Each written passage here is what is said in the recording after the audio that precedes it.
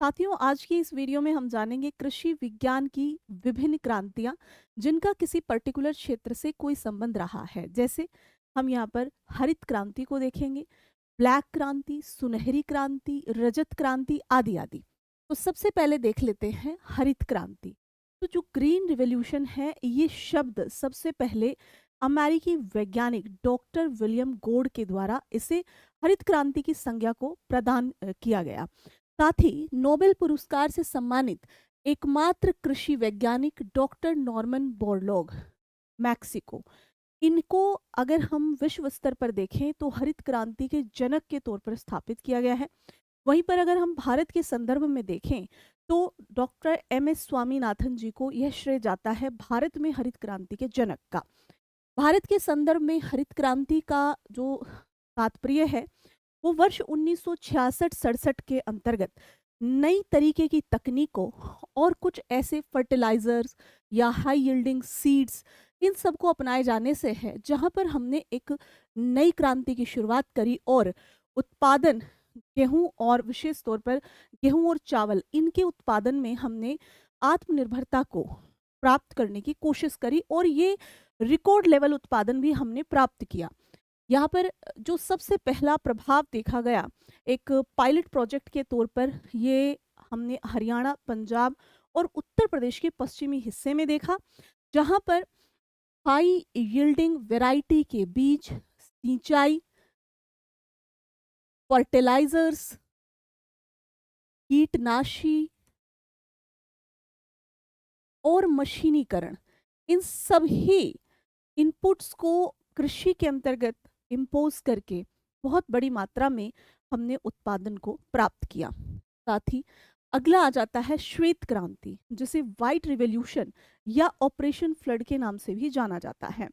वर्ष 1964-65 में सघन पशु विकास कार्यक्रम के अंतर्गत दूध के क्षेत्र में रिवॉल्यूशन को भारत ने अपनाया और इसी के फलस्वरूप भारत वैश्विक स्तर पर दूध का प्रथम प्रोड्यूसर भी बना।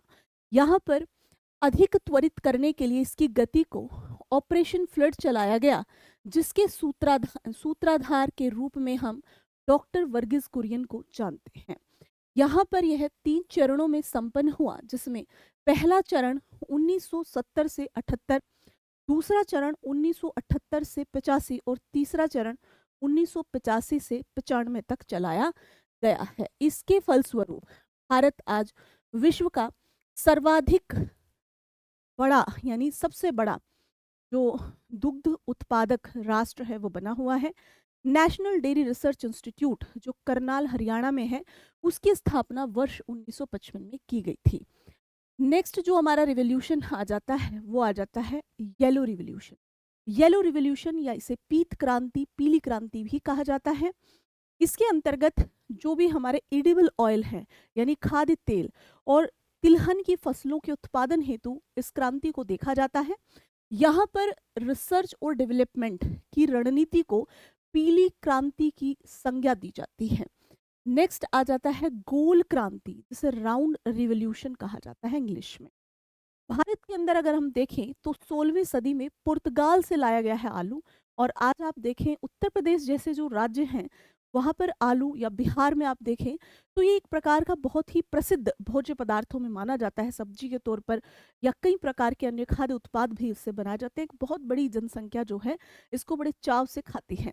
भारत में ये सर्दियों में उगता है। अगर हम यहाँ पर बात करें पुर्तगीज की या पुर्तगाल से जहाँ से आया, वहाँ पर यह ग्रीष्मकालीन फसल के रूप में पाया जाता है।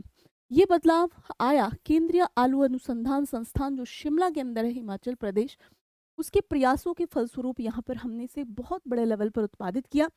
संस्थान द्वारा डेवलप की गई टेक्नोलॉजी एवं रोग रोधी किस्मों के परिणाम स्वरूप भारत में आलू क्रांति संभव हुई, जिसे गोल क्रांति की उपमा प्रदान की जाती है।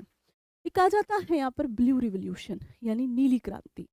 नीली क्रांति का संबंध देश के अंदर मत्स्य उत्पादन में वृद्धि करने से है, और भारत का एक बहुत बड़ा क्षेत्र विशेष तौर पर जो समुद्रों से सटा हुआ है वहाँ पर जीविका प्रदान करने में और खाद्य सुरक्षा में, या फिर आप कहें मेडिसिनल पॉइंट ऑफ व्यू से जो यहाँ पर ब्लू रिवॉल्यूशन है वो बहुत ही तेज़ी से उभर भी रही है और उसकी बहुत बड़ी तेज़ी से डिमांड भी है।